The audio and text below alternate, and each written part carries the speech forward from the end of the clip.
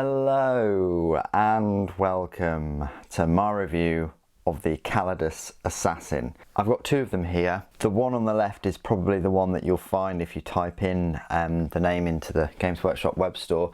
It will cost you £19, which I think is quite pricey, especially as you could potentially have more than one. I've also got my old painted metal one. Don't judge me, it's terribly painted, I know. I didn't put an awful lot of effort into her. She's standing on a skull, she's on this horrible goblin green base with this horrible flock. I might redo the base, I think it's probably best, right? She's got this body glove nice and tight. You know, she's got her phase sword. I've painted it blue. I might change it to green or back to green, but she's got the green pistol there. As you see, it's nice and tight, shows off her musculature and things. Strange little, you know, assassin mask she's got too, and she's got some cabling that goes to a sword and a pistol. This is the newer model. Looks incredible. I got this and the other assassins in the Execution Force game a good couple of years ago, I think. Armed with the same weaponry, but you can see the cables have, you know, they're thinner and have a lot more movement in. The phase sword has a lot more detail on there.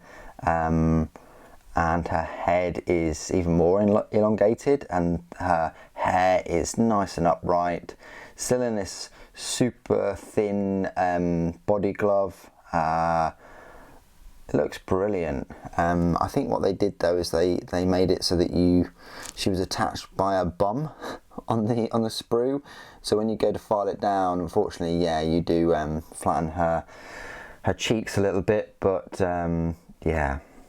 She's on this sort of bit of a scenic base. It looks like she's got a skull, an eagle on there, and it's riddled with bullet holes. Maybe she's just landed onto it, or maybe she's leaping off of it. Who actually knows? I think she's landing on it because her hair's upright, and that's how that would work. If she's leaping up, her hair would be down, so she's landed on it. Maybe she's gonna slide down there, but there we go. That's the Callidus Assassin. The main reason why I'm doing this video and you know, reviews of all of the assassins is because of this book right here. White here is the White Dwarf March issue, and in March's issue they give you a load of 8th edition rules, and you know what I'm like. If I get hold of 8th edition rules for sort of older models, I'm straight in there with a review, especially because I don't think I actually reviewed her when I got her from Execution Force. Anyway, that's what she looks like, what they look like. Let me do a size comparison first of all with all the other assassins. So I have the Vindica Assassin here, and then I have the Callidus, and then I have the Eversaw. So the Vindica, clearly he is, I want to say he's similar sort of height. He's got a lot more bulk to him, but model wise, yeah, she's a taller model. But that's compared to the Vindica. This is the Callidus. Callidus is pretty thin too. They're a similar height. So that's that. And then the Eversaw is again similar-ish height. I mean, they're all assassins, humanoid assassins, so you'd expect them to be a similar kind of size. Let me just compare her to you know, some standard miniatures. So here's a Space Marine. Space Marine is probably a little bit taller, and then an Intercessor, yeah, it's definitely taller than her, a lot more bulk. So there you go.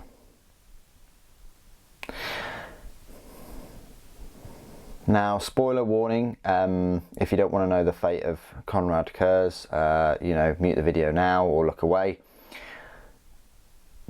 Okay, you've done that, right, you've been warned. Well, the Primarch Conrad Kurz was actually assassinated by a Callidus Assassin.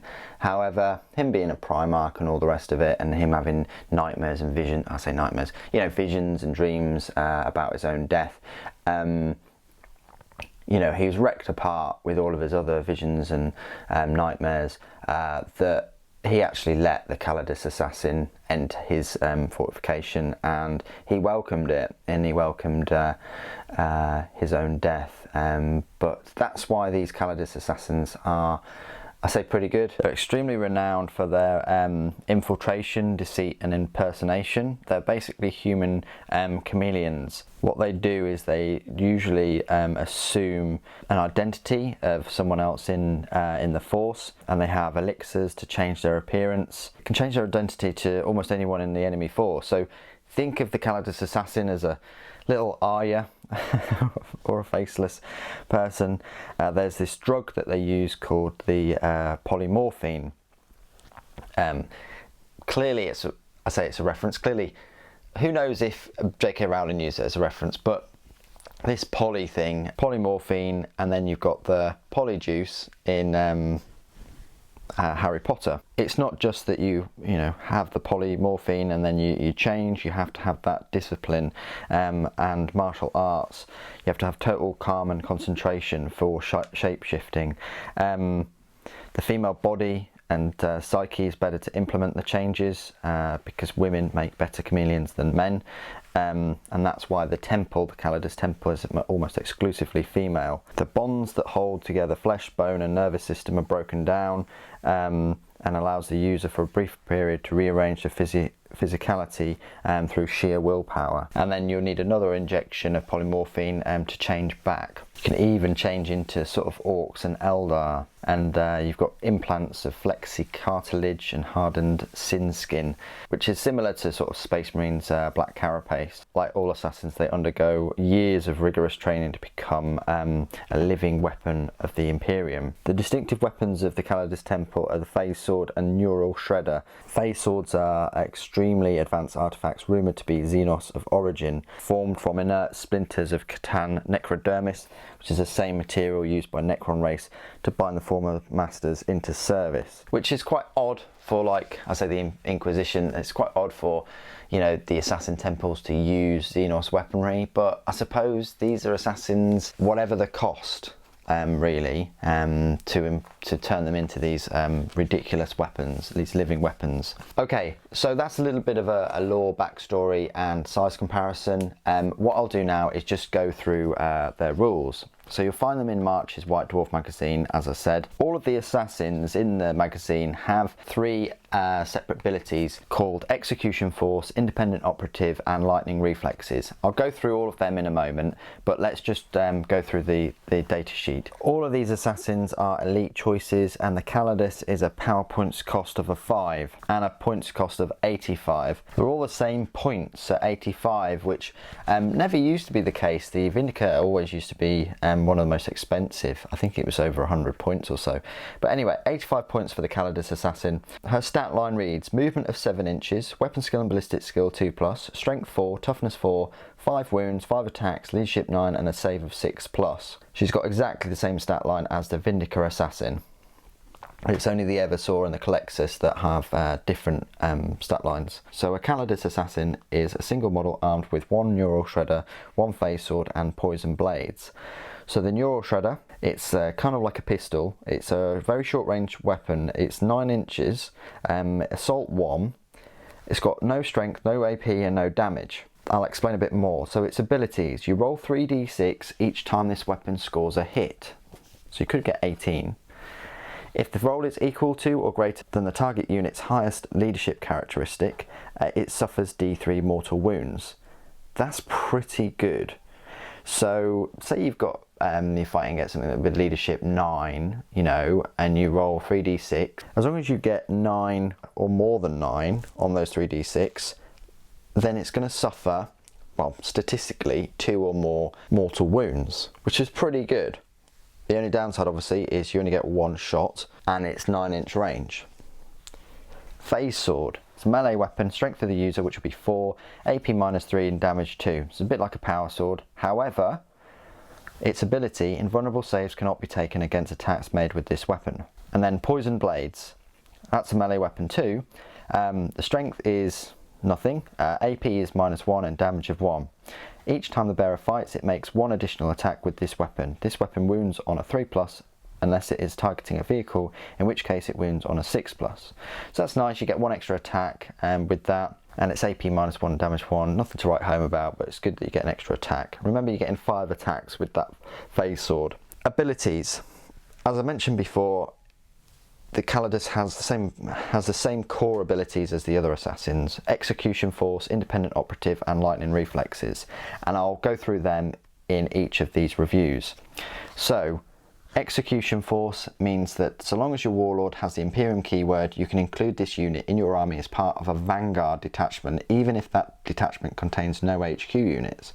However, if you do so, that detachment's command benefits are changed to none, unless that detachment contains exactly 1 Vindica Assassin, 1 Callidus, 1 Eversaw and 1 Calexis. That's quite straightforward. Independent Operative. This model can never have a warlord trait. During deployment, you can set this model up in concealment instead of placing it on the battlefield. At the end of any of your movement phases, this model can reveal its position, set it up anywhere on the battlefield that is more than 9 inches from any enemy models. That's pretty good for, you'd expect that for an assassin.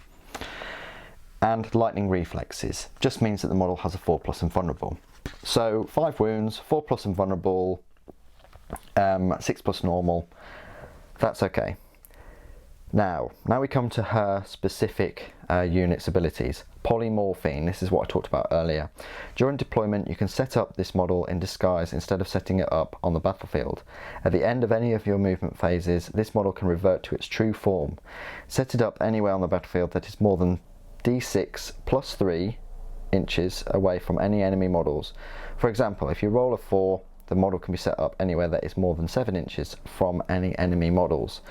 So that's good. It just builds upon the independent operative ability, in that if you get 1 on the D6, then it's 4 inches from an enemy model. It's pretty good. Just gets her closer. Hit and run. This model can fall back and still shoot and charge in the same turn. Reign of Confusion. If you have any models with this ability in your army, then during the first battle round, roll 1d6 each time your opponent spends command points to use a stratagem. On a 4+, so you've got 50-50 chance, your opponent must spend 1 extra command point to use that stratagem, or else it has no effect. The CPs spent so far are lost. This ability cannot affect stratagems used before the battle begins. That's pretty good, and that would come in handy. Keywords: Imperium, Officio Assassinorum, Infantry Character, Callidus Assassin. So there you go. That's her rules, her data sheet and things like that, and some size comparisons. I like the model. I like the rules. She is tough. She's a toughness 4, and a Neural Shredder damages models based on their leadership, which is pretty awesome. I just wish it had more than 1 shot. But then again, it is D3 mortal wounds you're inflicting. The phase sword is pretty good in combat. She's quite strong in that she gets her 5 attacks. The only downside is that she has to fight at strength 4, so she's not that strong. I like the polymorphine, the hit and run, the reign of confusion.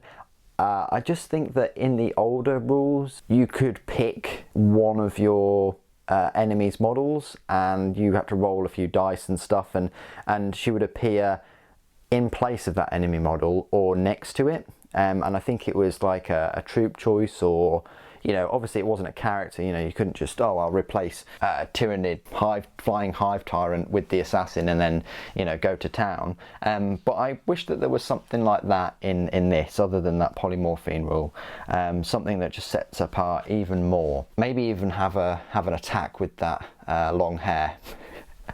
Anyway, what do you guys think of the model and the rules? Please do put it in the comments below. Thank you ever so much for joining me today. Thank you for watching. The Emperor Protects.